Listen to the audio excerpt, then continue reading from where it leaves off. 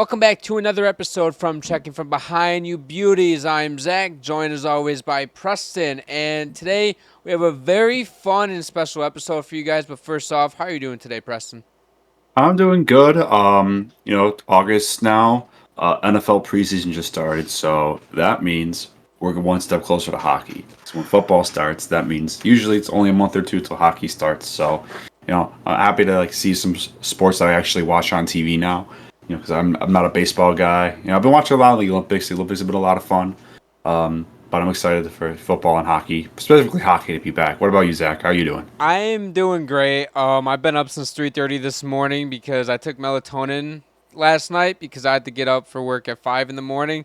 Randomly woke up at 3:30 in the morning. Have not slept since. Have a cup Rough. of coffee in Yeah. me, but we're chilling though. And like you, I'm excited for hockey back. We are about 3 weeks away from actually having something to talk about for 4 straight weeks and then going into the season. So Yeah. I'm excited for that. Anyways, though, um, today, if you guys couldn't tell by the title, that we are going to be going into the NHL's biggest storylines heading into this upcoming season.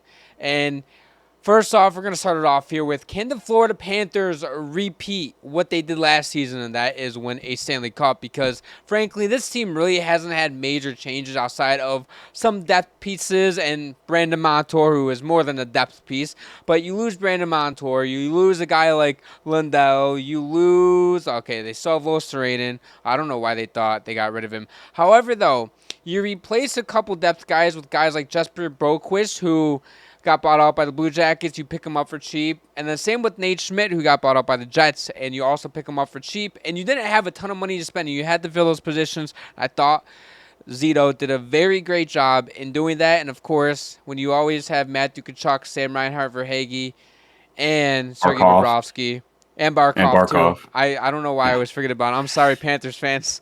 You're always going to have a chance to compete for a cup. I think they could totally repeat next year. I don't think they lost a whole lot in free agency. Losing Brandon Montour does hurt, but they were never going to be able to pay him what Seattle gave him. But he did what they wanted him to do. He helped them win a Stanley Cup, so no hard feelings there, I'm sure, on either end. I think it's hard to replace that kind of production you're going to get out of him. I do like buying low on Nate Schmidt and Adam Boquist. Specifically Boquist, he's still a young player. He's still trying to find his footing in the league. Maybe Florida can help him get his career back on track. Things didn't work out for him in Columbus, but I think their bottom six is a little weaker than last year. They did lose some really good fourth liners, some grinders. But looking at this top six in this defensive core, especially with the goaltending, I don't see a reason why they can't be the best team in the Eastern Conference again, and go back to back winning Stanley Cups. Listen, okay. You're right. Their bottom six did get a little bit weaker. But I do like the ad of Boquist and Tomas Nosek coming over from the Devils, I believe. And Mm-hmm. the thing with this Panthers team is that they're always going to be feisty. They're always going to be grindy. It doesn't matter, who they acquire on their bottom six. Sure, maybe it didn't improve. Might have gotten a tad worse. But we're talking about one of the best coaches in the NHL, and Maurice, and he is going to do everything in his power to make sure this bottom six and this entire team in general just perform how he wants them to. And he's not a coach to force his system on you. He's going to be like, okay, what does this player do best? We're going to put him in the best position to succeed. And that is why the Florida Panthers have been back-to-back Eastern Conference Finals champs. Eastern Conference champs, I guess. And they just ended up winning a Stanley Cup, in which they almost blew a 3-0 lead. However, though, of course, they ended up grinding it out in Game 7 to barely beat the Oilers. But again, Sergei Bobrovsky, the past couple seasons, has been great. If they can get that same production out of him, this team, like you said, will be the best team in the Eastern Conference. If I think there's probably two teams that are going to compete with the Panthers, and it's the Devils, who I've been harping on, and it's also the Boston Bruins, who I'm, for some reason, really high on. I legitimately don't You're know not going to why. put the Rangers in that conversation? I think the Rangers can, because they are coming off a President's Trophy season with the same roster, but I don't know. The Rangers are giving me regression vibes. Outside of Shesterkin, outside of Panarin and their top guns, maybe I'm just being a generational D1 hater, but that's just what I'm getting. Generational D1 hater? What the fuck does that mean? I'm Your basic, Division One hater. apparently. I mean, with the Rangers, I think the main thing that lost them last year in the conference final was their top six just disappeared. You know, Mm. they didn't really start scoring until it was too late. You know, Igor Shesterkin is definitely a goalie good enough to overcome a lot of that stuff. But in a 7-game series against the Panthers, that's a tough ask Yeah, oh, for him very. to will you to 4 wins. I think if the Rangers like end up running it back and they can play the Panthers again in the conference final, looking at the Eastern Conference, I would, there's only a couple teams in the East I think that would have a chance against the Panthers. I would say New York, maybe Carolina. Like I that's do really like the it. Carolina pick. I do. Yeah, because outside of that, I mean, I think they're too much for Boston. I think they'd be too much for Toronto. I think they'd shut down Toronto's scoring. Uh, Tampa, I don't think belongs in that conversation anymore. Trying to think of other possible playoff teams. Like they would smoke the Islanders. Mm-hmm. Um, I'm looking at Carolina's roster. Well, I guess projected lineups. All right, this might be dumb. Okay, their left wings are kind of weak though because you have Svechnikov, and then your second line projected left winger is Bradley Nundu, who I think's good, but I don't think he's a top winger, a top six winger at the moment. However, though, William Carrier is your third line left wing. I think is okay. I think he's more of a fourth liner, but it's all right though. But I do think Carolina is a sneaky good team. You have Rod Brind'Amour. Again, coaching is a huge part. I'm huge in the coaching. If you can coach up guys, I think the team will perform. I mean, you look at the teams that are always good. Like, there's a few teams that it feels like perform on just talent. I'm not going to throw any shots at any teams, Toronto Maple Leafs, but they do have a good roster. Anyways, Carolina's a team where they could bring in some guys that were maybe third liner, fourth liners, maybe almost bottom of the barrel guys, and put them into a role where they can succeed. And Carolina can definitely compete with Florida.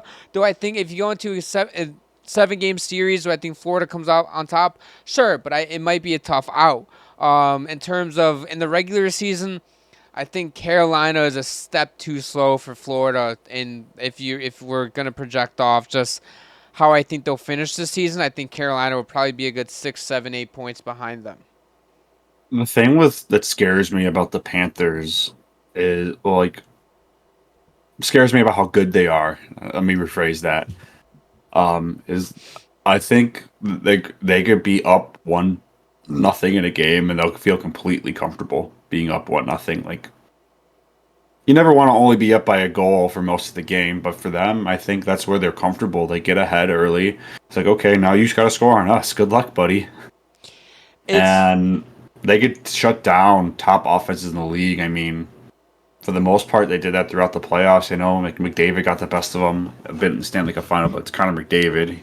He'll figure something out. But like Florida can just shut down, I think, any team in the league if they really need to with the style they can play. Florida is an intriguing one because they can, like you said, they can win low scoring games, 1-0, 2-1 games, but then they also can put up 6, 7 goals on you in a heartbeat. Like, there's a reason why this team won the Stanley Cup. We saw it in the playoffs where they won those close games, but they also had games where they blew out their opponent or they won a shootout. They didn't have many of those, but they're able to do it though. And Florida is one of the most complete teams in the entire league, and I think that it's going to be hard for them to not go to the third straight Cup Finals appearance. Now, is it hard to do? Yes. We don't see that happen at all. We saw Tampa do it recently, but before that, though, it's been ages since somebody made it to 3 straight finals. I would have to look it up because I'm kind of curious on what was the last team to do so. Three But straight. I mean, besides Tampa, I couldn't really give you an answer. I'm gonna look it up real quick. Because Maybe now the Red Wings back in the day. I wonder if the Red Wings or the Avalanche. I don't know. I don't think the Avalanche went 3 in a row. I think for their 2 cups, like they didn't make it the years between. Straight finals. I want to. I want to say maybe New Jersey as well when they had that little dynasty I in the think. I early think. in 2000s. Let me see. Okay. The last. Do we? Can we sort it by season? We can. Okay. Um. So the last team to do 3 straight out before Tampa Bay was the Edmonton Oilers from 1982 to 1985. Okay, so it's been that long. Yeah, so we've had one, two, three, four, Those are the five. Gretzky Oilers. Yeah, we've had we've had 8 teams since then make it to back to back, but none of which made it to 3 straight outside of Tampa Yeah, Bay. that's hard to do. It That's is a lot very of hard to hockey do. to constantly be playing at that high of a level. It's crazy because you're looking at it back then because hockey obviously there weren't as many teams, but between oh my god, dude. So between 1964 to those 1985, there were one, two, three, four, five. There were 6 teams that made it to 3 straight at least. So Hmm. you had the Canadians at 5, Blues and Flyers at 3, Canadians at 4, and then Islanders at 5. So kind of crazy. Yeah. It doesn't happen anymore. I mean, I'm not surprised though. The I parity in mean, this there's league is so much. nuts. Yeah, I was about to say, there's so much parity in the NHL now. I feel like every team's super competitive. Even the bad ones aren't bad, like bad used to be in the NHL. I think last season there were like 24 teams at 80 plus points or something, 25 teams at 80 plus points, whatever it was. Well, you know, the NHL is probably the most competitive it's ever been in its Oh, history. I love it. I love it. The second storyline: will the Buffalo Sabres break their entire playoff drought? And by entire, I mean about it feels like an eternity because we were in middle school when they last made the playoffs. This team going into last season had so much hype after missing the playoffs by 1 point. Regressed a little bit. Scoring wasn't there. Goaltending was there. But again, you can't win games if you don't score goals. And now this season, you improve your depth. Of course, they're still missing a top 6 guy, but I think they're sitting all right now. They still have $7 to $8 million in cap space, but we'll see because the Eastern Conference is going to be tough. Yeah, I mean, for the Sabres, they're really banking on, you know, I think I've said this a few times now. They're really banking on, you know, Tage Thompson, Dylan Cousins, you know, having bounce back seasons, specifically Dylan Cousins. He really needs to be better next year. Um, you know, I think Power needs to take the next step. Samuel, we need a full healthy season out of him, and they're expecting Luukkonen to keep it going. You know, he had a great second half of the year last year. They rewarded him with a 5-year contract. Now he's got to go prove that that was legit. And they also need to play better defense, and which I think is going to be the biggest priority under Lindy Ruff. It wouldn't shock me if they took a little bit of a step back scoring, but I expect them to be much better defensively. But just looking at the other teams in the Eastern Conference, it's tough to put them higher than some of the other teams fighting for wild card spots, like the Islanders, you know, Capitals, Detroit, Ottawa. Like there's a bunch of Pittsburgh. There's a bunch of teams in that conversation for those wild card spots, and they got to win all those head-to-head matchups. Like as simple as that. Looking at the Eastern Conference on paper, if the Sabres want to get in, they're going to probably have to get to the 94, 95 point range, in my opinion. I think it's going to be that tough. It's going to be a dogfight, especially in the wild Hmm. card race. You're going to have like 6 teams fighting for 2 spots. Plus, you Hmm. never know, a team fighting for the 3rd spot in the Metro or Atlantic could be right around that wild card range. So now you add maybe an extra team in there, yada, yada, yada. But I do like the Sabres' bottom 6. I think this is the best bottom 6 the Sabres have had in the drought. With Ryan McLeod, you trade Savoy and some other. No, I think just Savoy for him. Yeah, I do like Greenway. And then you had Beck Malestein, Sam Lafferty, and Nicholas Aube-Kubel, which I think is a great 4th line. Sabres got so much faster in the bottom 6, and on the team in general, got so much more physical. And you know what annoys me about this is that I Hmm. love the additions they made, but Sabres fans for freaking ages have said, "Oh, we got to get more physical." You get more physical and faster, they fucking complain. They complain. You can't I get the frustration for the Sabres. Well, the problem is they never replaced Jeff Skinner. They never replaced like a top 6 scoring winger. I mean, they brought in Jason Zucker, but do you really expect him to have more than 20 He goals? can put up 20 goals, and as long if we keep the puck out of And the net, he had 14 goals last year. what he was on what Arizona? Well, Arizona at the time, Arizona right? and Nashville. He got Okay, traded to Nashville at the deadline. that's right. But I mean, this team is gonna have to be really star driven with JJ Paterka, Tage Dillon, Zach Benson, Jack Quinn. Like, can Jack Quinn stay healthy? Because when he's healthy, he can score. He can make plays. I think he had 10 points in 17 games, and his points per 60 was amongst the tops in the league when he was playing, but again, limited play time because he went into the season hurt, came back, played a few games, got hurt again, season-ending injury. So we need him to stay healthy. On the blue line, I think is where things get a little bit tricky because you have Rasmus Dahlin, certified top 10 defenseman universally, okay? Bowen Byram struggled at the end of the season. Owen Power struggled all of last season.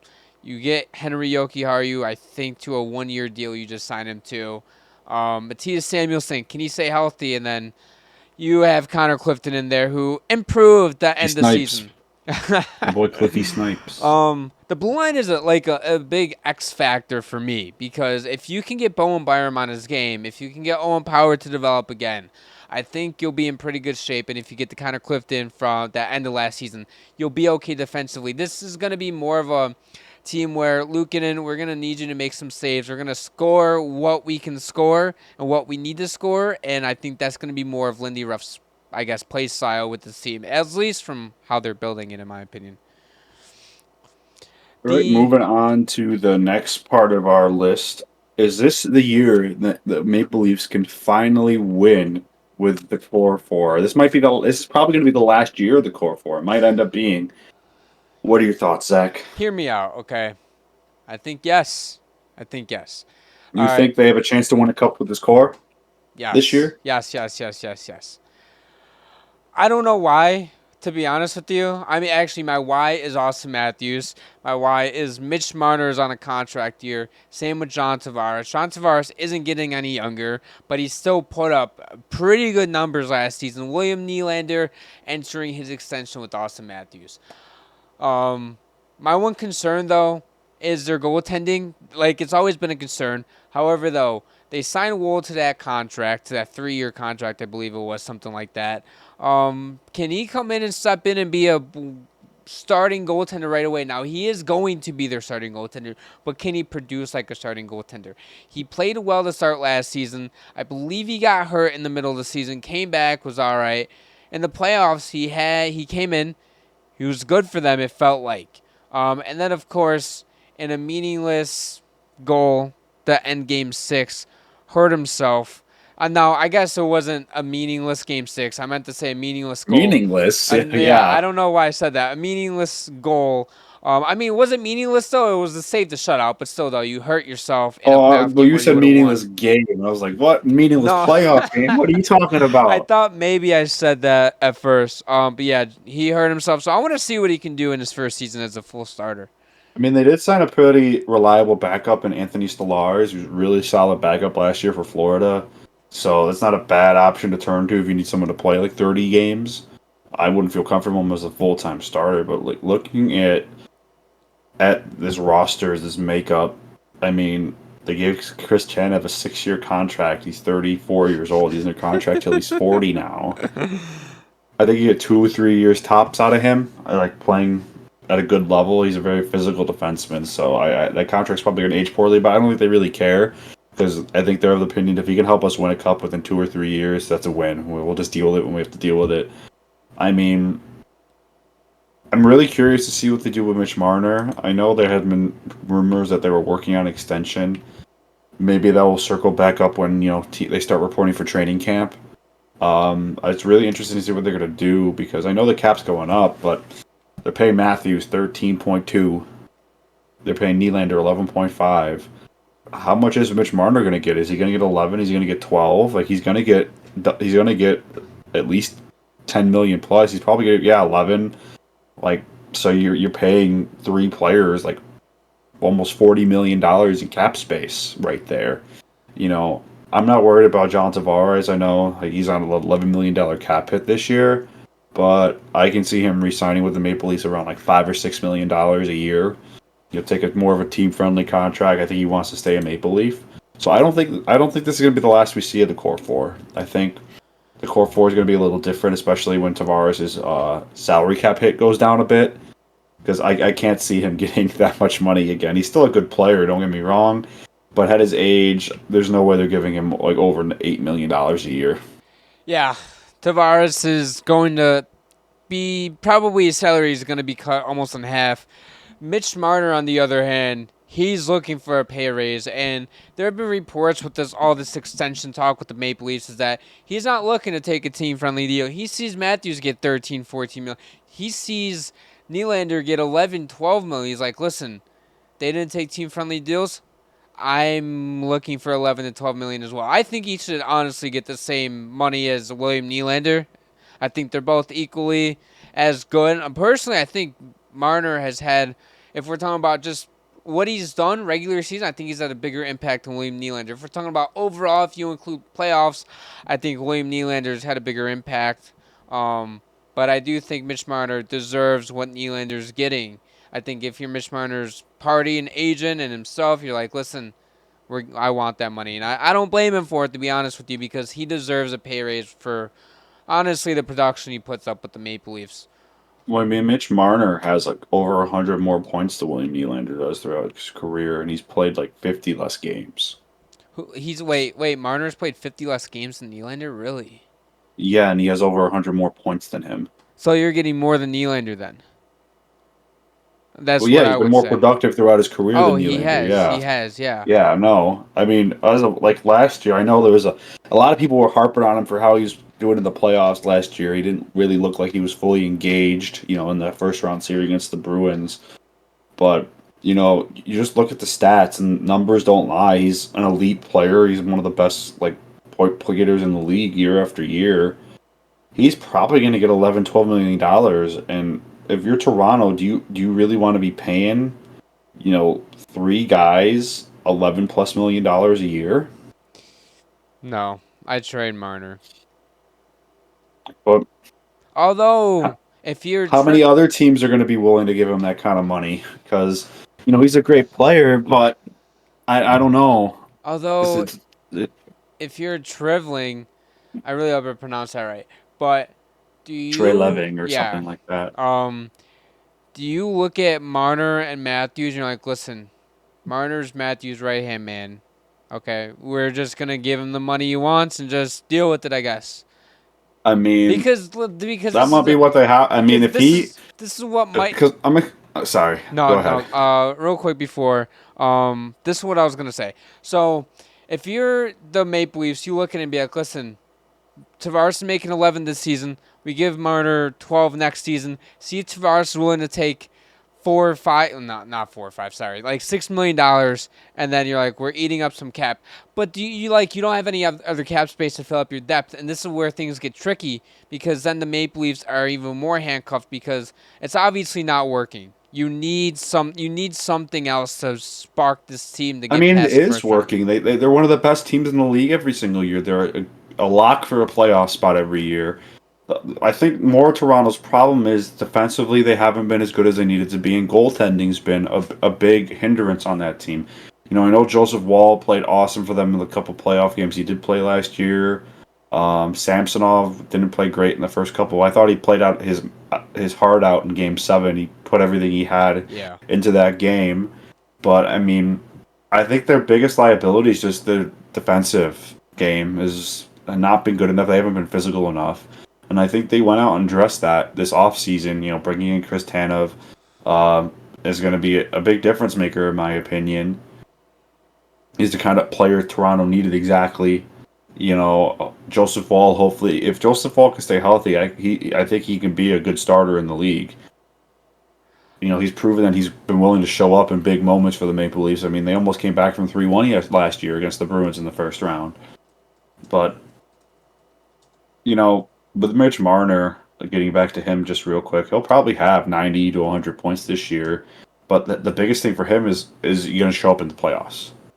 Like, he has to be like a point per game in the playoffs. Like, he has to make a big impact. If this team wants to go anywhere, he has to be a difference maker in the playoffs. He has to be. Can they do it? Absolutely. This team is super talented. They've been one of the best regular season teams in the league for years. Ever since they got Austin Matthews, they've been a contender. I think they have the talent to do it. Just can they put it all together? I'm not. Before we move on here, because I know we've talked a little bit on the Leafs a lot, actually. I'm not going to blame the playoff format because I get they always get matched up with the Panthers or Tampa or Boston, but every single team that finishes second and third in the division has to deal with it. So I'm just gonna put that out. Well, they play Boston so much they should be able to beat them by now. Exactly, make adjustments. If you But if you play a team in the first round 4 times and you can't beat them once, that's your fault. that's where I think Berube is going to be a difference maker is coaching. All right, so we're gonna move on here to Connor McDavid because we have two storylines on him. Number one is he is 64 points away from 1,000 points, and what makes it this might not be so special to some of you guys, but the fact that McDavid is already going to hit 1,000 points this early in his career at the age of 28 years old is absolutely He's already mind blowing. 28. Yeah, Fuck. yeah, we're getting old. um. Anyways, yeah, McDavid, gross. He's over assists. I believe he's over an assist a game in his career, which is absurd by itself. You add on the goals. This is just impressive. I don't know what else to say. What he's doing is ridiculous. He puts up 130 points in the season in his sleep. I mean, the fact that he's going into his 10th season and he's gonna hit 1,000 points this year, like easily, like that's not out of the question. But just to do it and like he'll probably do it in less than 700. He has 645 NHL games in his career right now. He's actually he is 18 points away from 1,000 points. He's 18. Okay, so I got the number wrong. Yeah, I don't know where you got that number from. That might have been an older article or something. But yeah, he's 18 points away from getting 1,000 points. To do that in less than 700 games, that's absurd. It's just impressive. Absurd. Well, yeah, it is impressive. It's just really, really impressive. really. Yeah, I mean, did you bring up the other talking point we had for McDavid? No, I did not. And the fact that he has a chance to go and get revenge and win a Stanley Cup this season. Finally get his cup. Yeah, we're going to see angry Connor McDavid this year, I think. Dude, I don't know if we've seen angry Connor McDavid before. Did you see the video that surfaced after Game 7 of them being in the locker room and everything? After it was like it was. I felt horrible watching it. Like you come back from 3-0 down, you force a Game 7, just still lose. I can't imagine what that feeling. The worst part is you can hear the fans. Mm-hmm. You could hear the announcer. You could hear them announce like McDavid won the Conn Smythe, and dude didn't even freaking move his head. He was still sitting there. Dude, it was like depressing. The silence was deafening. That was high key a bar. But like to be honest, that was so like deflating. And McDavid's gonna come out next season, 170 points, go 16-0 in the playoffs. Just kidding. Yeah. But on a real note, though, McDavid has a legitimate shot. The Oilers add guys like Arvidsson and Skinner to help him, and then Stuart Skinner is going to improve as a goaltender. Get to show why he is a certified #1 goaltender in this league. I'm excited for. But yeah, McDavid, absolutely greatness awaits. And speaking of greatness awaits, we have Alexander Ovechkin. He is 42 goals away from Gretzky's record. Now, is there a chance that he ends up breaking it this season? Of course, that's why it's here. But I feel like the chance is a little bit higher than what I think some people might expect because he is. You think he's gonna have more than 40 this year? No. I think there's a chance he can, but if I had to place a bet or make a take that he is gonna get 40, I don't think it's happening. I think a safe assumption for him this year would be between 20 and 30 goals. I like that. You know, he's getting old. Like it's painful to see. It's noticeable. You know, because he's a legend. In my opinion, even if he doesn't end up breaking Gretzky's record, I still think he's the greatest goal scorer in NHL history.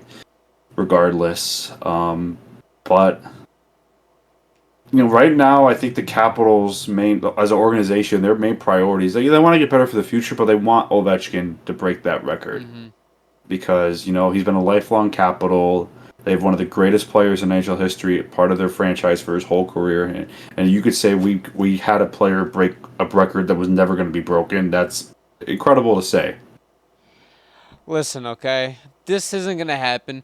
However, though, you know how hilarious it would be hypothetically if Ovi broke the record and next day said I'm retiring?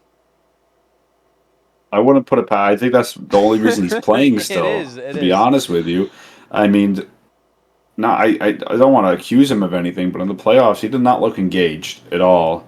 I mean, I don't really blame him, to be honest with you. I mean, let's be honest, okay? He's getting to that point where he doesn't want to be here. He's like, listen, okay, I'm here for the record that everybody thought would be broken, and then I'm done playing hockey. I'm going to wherever I'm going, and I'm drinking 6 beers a night and just chilling on my couch. And Oh, he's going to be going back to Russia and be treated like a king for the rest of his life.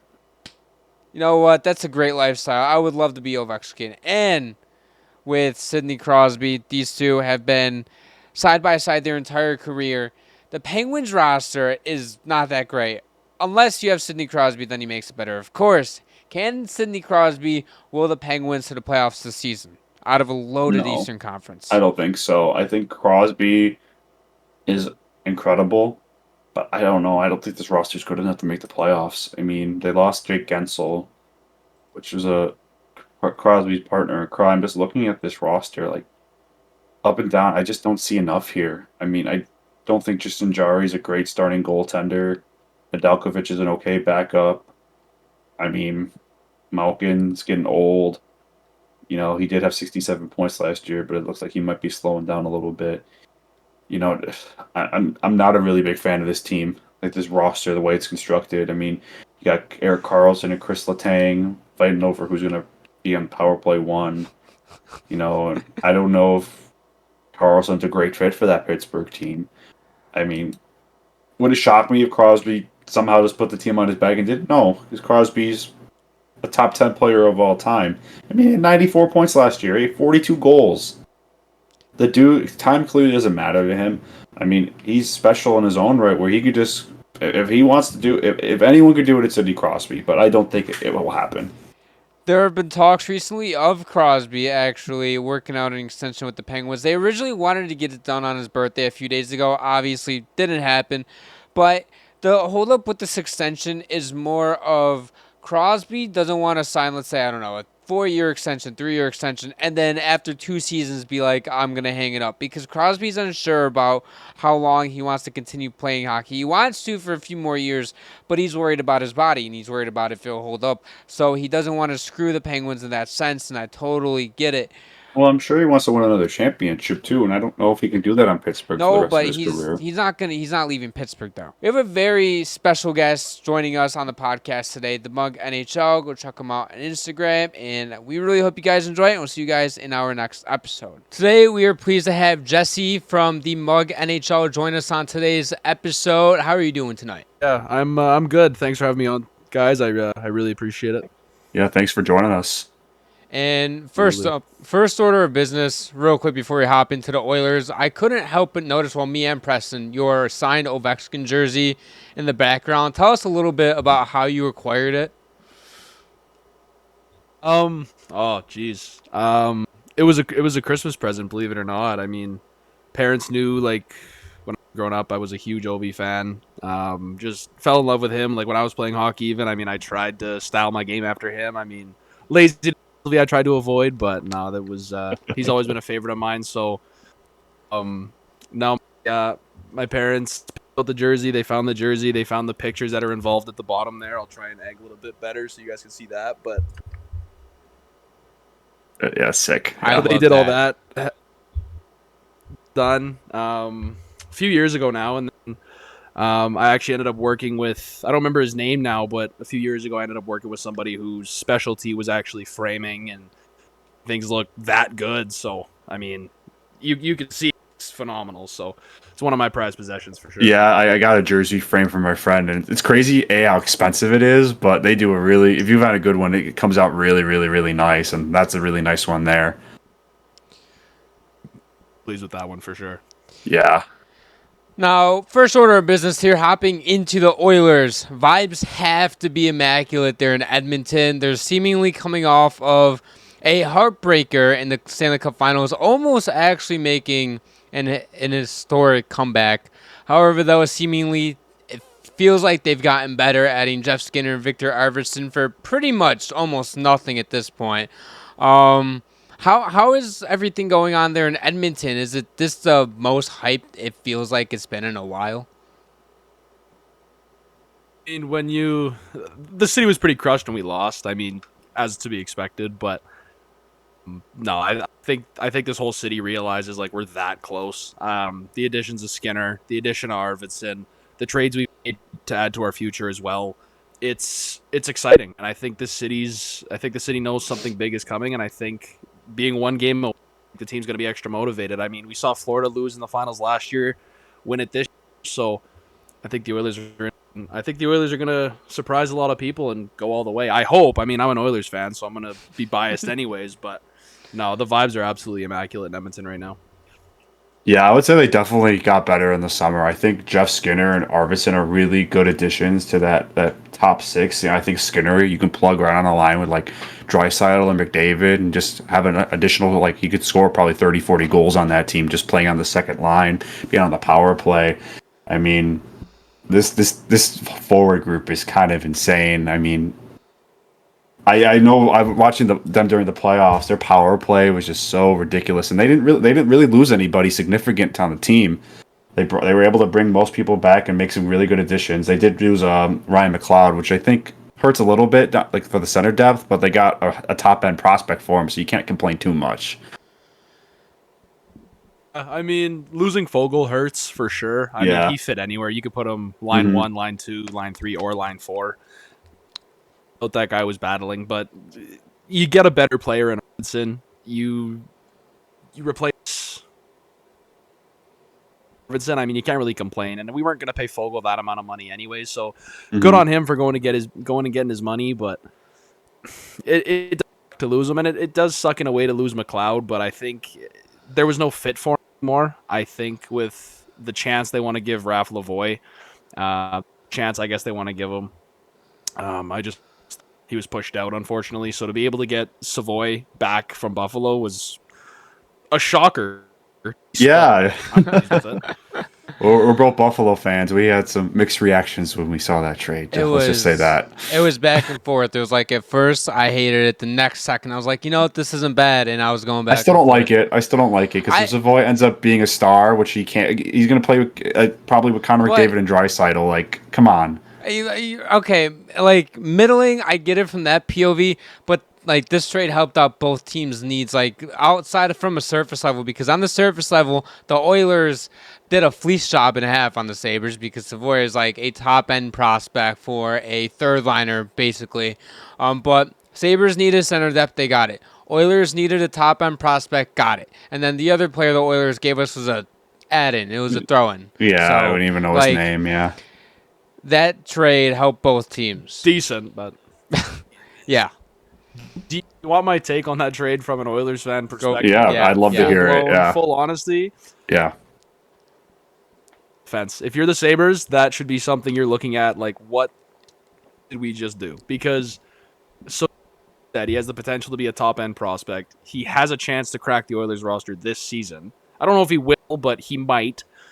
Be smarter to put him, but I don't know what they're thinking.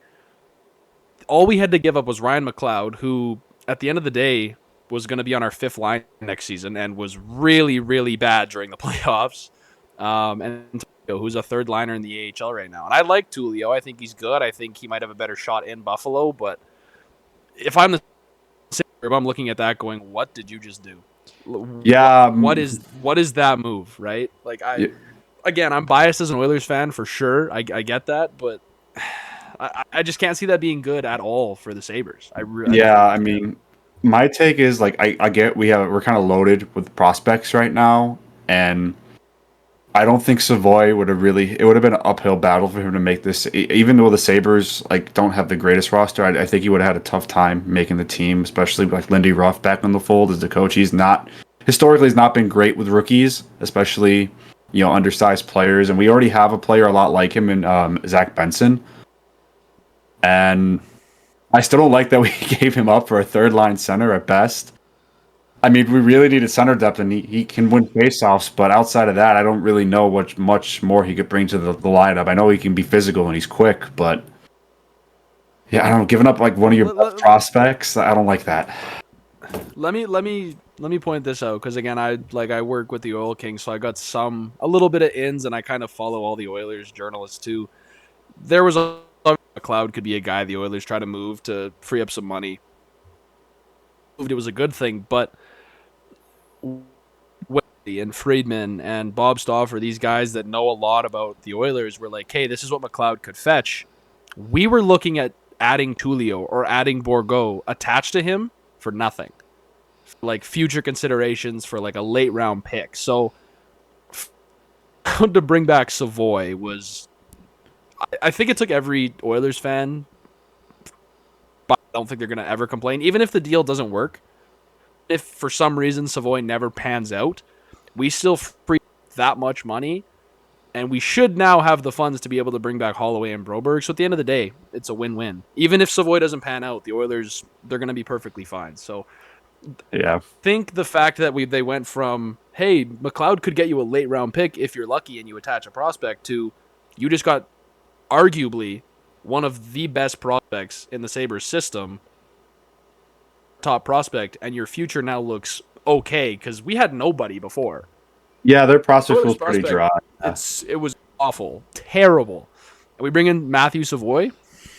The one thing For me, the one thing that does concern me on the Sabres side for this trade is I've heard reports that the Sabres and the entire league didn't value Savoy about how all of us that were just spectators and that weren't really insiders in like the trades and everything.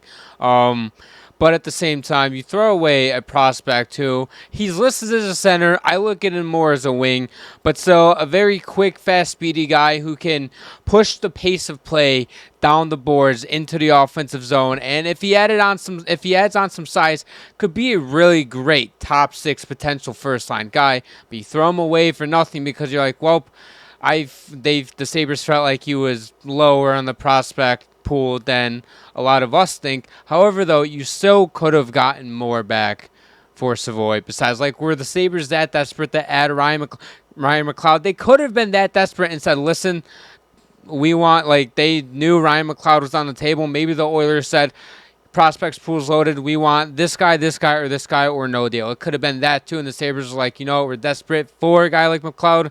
We'll just send you Savoy. Like, that could have been a thing, too. I don't know. That's still being a bad GM. Call it bluff. Because you're acting desperate. You can't act desperate in a situation like this, or else teams are gonna take advantage of you and try to get whatever they can out of you. That's how it works. saw that all offseason with the Sabres too, though. I mean, the completely separate trade, but the Beck Mallenstein deal. Yeah. Excuse my language. What the fuck was that? Yeah, I remember when that trade happened. Yeah, I was in Florida on vacation. I got a tech. We have a group chat, and our friend Chris messaged us like, "Who the fuck is Beck Mallenstein, and why is he worth a second-round pick?" He's not that good. Oh my he's god! Maybe a fifth liner right now. Like, he's okay. He's quick, I guess, but Yeah, no, I mean, 43rd overall pick is crazy. The trade was Beck Mallenstein for Cole Hudson. What are you doing? yeah, I think our GM right now is in a spot where if he knows if we don't make the playoffs this year, he's fired. So I guess he's saying, you know what, I'm going to make all these trades, and if it blows up my face, then that's the next GM's problem. Which is not a good way to go about things, but He'll never get another job in the NHL again. No. Yeah, I don't want to talk about the Sabres getting fleeced anymore, though. Let's move on to something else. What a segue. No. All right, so Leon Draisaitl contract talks. We've covered a little bit on the pod. I'm sure you have been following it precisely. I'm wondering what the money's going to be. I know it's going to be pretty hefty. Probably, I would assume, around Matthews, if not a little bit more. I don't know if you know anything about that. I'm assuming like term will be like 8-year deal is what I've heard. All 8-year deal. I mean, Stan Bowman came out and said Leon wants 8 years. Leon's agent said he wants 8 years. He's not signing on anything else. So, I mean, it's good for us. We want him for Yeah. the rest of his career. We'd love to have him retire as an Oiler. I think every fan agrees with that. Uh, again, his money, right? So Saravalli put his number in at 14. Friedman said he's probably worth 15, but he'll take less. And then you've got some Oilers insiders that are saying he might be worth, like, you're pushing 16 at this point, right? So, and I'd say those numbers are justified. He's probably worth that much money. Take a pay cut for sure. From what I've heard recently, and I'm no like Oilers insider. I have no real connection to the team at this time about Draisaitl because of how tight knit they've kept it. But I would say it's going to be an 8-year, coming 13.3 to 13.5. You're going to make him the highest paid player in the NHL for a little bit until McDavid's extension kicks in. It one way or the other, it's going to be of Matthews' average annual value. I just don't know how much higher it's going to be. And I don't know when the deal's going to get done. I mean, you see Ryan say, oh, it's not even close. They've just said, okay, we'll wait on it. You've seen Bob Stauffer say things are close. You've seen like independent media say like, oh, it's really close. Talking, it's going to happen right away. It's status quo. It's same as it's been yesterday, same as it's been the day before. Read that they'll wait it out.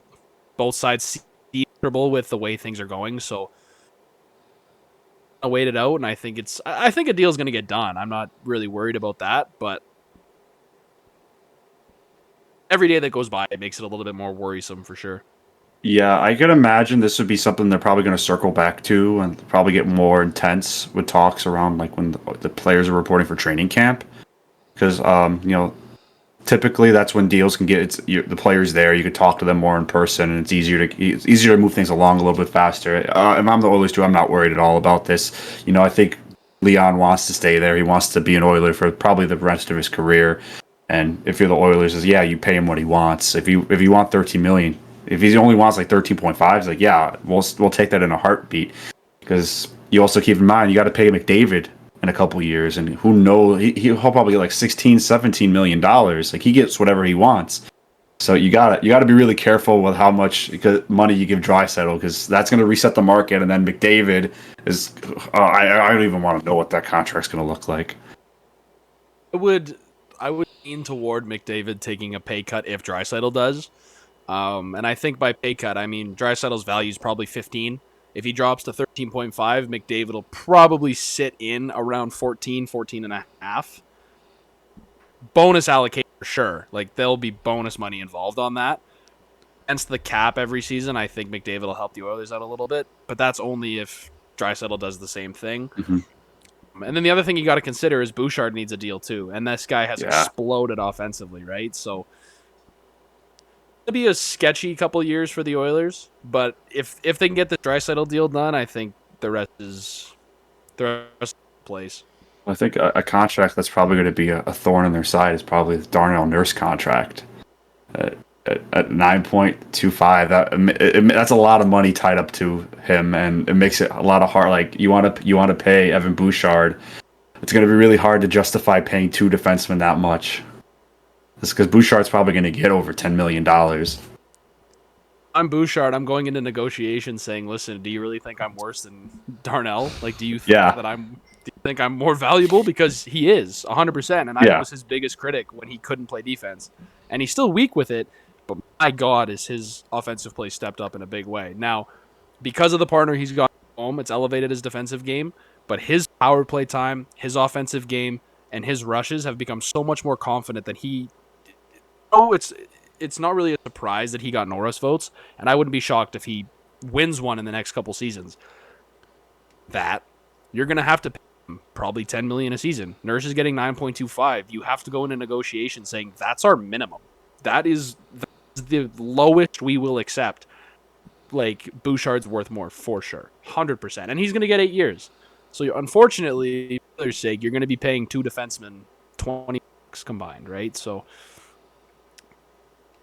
tough spot to be in. I mean, I would hope they've explored options for a Nurse trade, but even if they have, I don't think I'm not going to say teams wouldn't be interested, because I think teams would jump on a guy that can play 25 minutes a night, but Nurse doesn't go anywhere with that full no movement clause. So yeah, especially at that cap hit, that's a tough contract to move.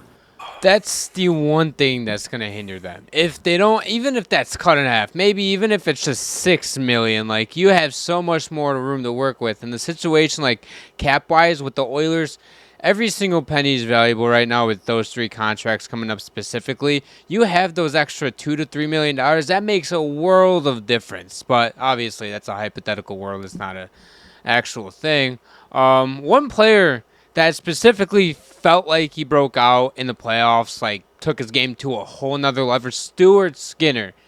It felt like he was almost like a liability at parts of the season to even start his career. Came into the playoffs, it felt like he was a little shaky, then he just turned it on. He played magnificent, and I get the first few games of the finals, he wasn't great. A few games against the Canucks, he wasn't great. But, my God, I don't want to say I've never seen it before, but I've never seen it before from Stuart Skinner, what he did between games 4 and 6 in the Stanley Cup Finals, and even even games 4 to 6 in the Western Conference Finals as well. It felt like we saw another different goalie, like a different beast in net. There's just, I don't know. Stuart Skinner, I feel like, has the capabilities this season to show us why he is a bona fide number 1 starting goaltender in this league, and he's not some inconsistent goaltender that one night might give you 30 saves a night, allowing 2 goals, and then the next night might have 25 saves, but he allows 5 goals. And if you can get that consistency out of Stuart Skinner, this team is going to be even better than they were last season. And if they can avoid the skid that they had at the start of last season, then you might see this team potentially put up 111, 113 points. It's not my prediction, but I think that's their ceiling. To worried Oilers fans was games that were off the top of my head. I'll have to go back and look, but we had to put Pickard in, right? We had to put Calvin Pickard in. Pickard, he's such an unorthodox goalie, and I can't explain it any better, but the way he positions himself in the net is just so awkward, but for some reason it works, and it helped us win games. And then you threw Skinner back in, and he's got this boost of confidence. I mean, the start of the Florida series, Bobrovsky ran our show. I think we outshot Florida like 48 to 21. Oh, yeah, Bobrovsky was insane in that game. Yeah, I think you could have shot Bobrovsky and he would have somehow stopped the puck and stopped everything else. That guy, you could have thrown anything at him and he would have stopped it. It made no sense, but that's just who Bobrovsky is. And it was the same. Like game 2, the Oilers played like garbage. Game 3 was a bit better. Bobrovsky stood on his head again. And 4, you finally beat him. You finally realize there's a hole there, and Skinner on his head.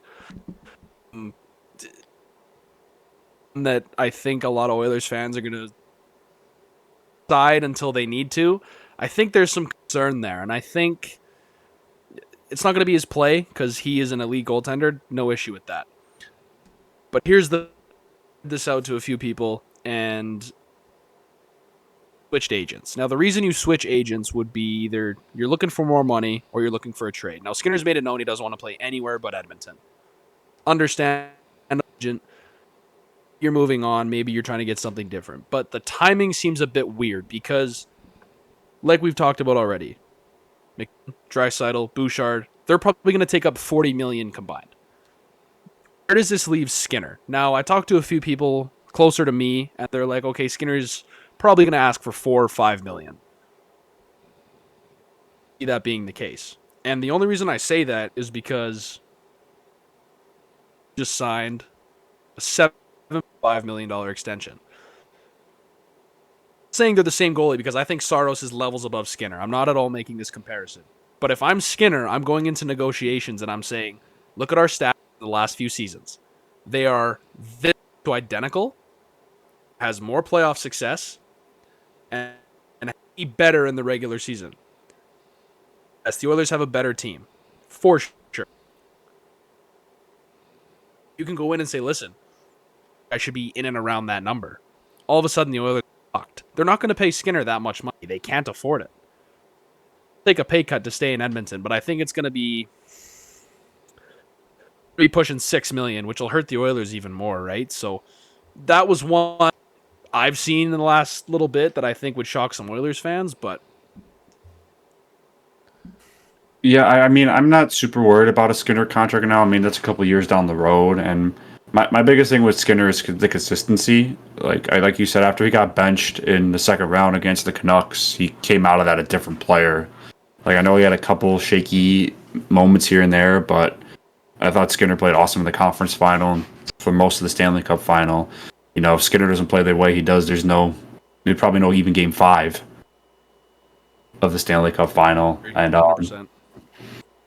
you know, I think Skinner's a really good goalie for that team, and I really hope for the Oilers' sake, because I like the Oilers. They're a really fun team to watch. Yeah, he needs to be a little bit more consistent, and you know, the contract will come when it comes. You know, I think they got to get McDavid, Draisaitl, and Bouchard done first, and then they can worry about a goalie. It wouldn't shock me if they started exploring the market, like if next summer, if Skinner is like more of the same of this year, I could definitely see them exploring the market for maybe a younger goalie. You know, you can move Skinner to a team that needs a decent goalie right now and say, okay, like give us a prospect or one of your younger backup goalies, and let's see what we can do from there, because it's really hard to find a good starting goalie. And if Skinner's going to want $6 million, $7 million, I don't see any way the Oilers can keep him Either, and I don't think I should have reworded better, but I think, and my argument's been, I'm not comparing him to Saros. That's the last couple seasons. If I was Stuart Skinner, I'd be going in saying, listen, if the Oilers come in at $3.5 million, I'd laugh at that and walk away. I'd think that's a joke. And again, the reason I say that is Saros just got 7.75 from Nashville.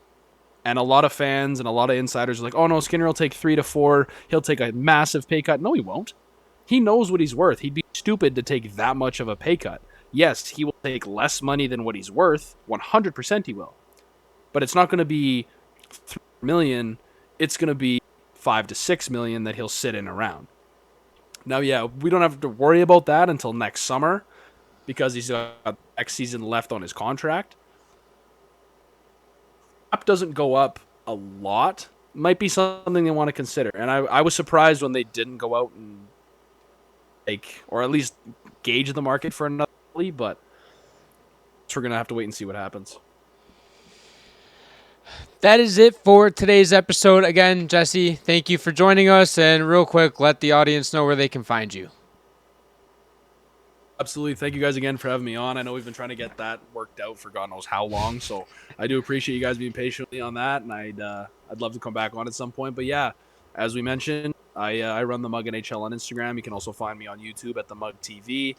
Those are my 2 main sources of content for hockey. I also write for the Hockey Writers. You can find my stuff under my name at Jesse Corville Lynch and on Twitter at J Corville Lynch. Thank you guys again.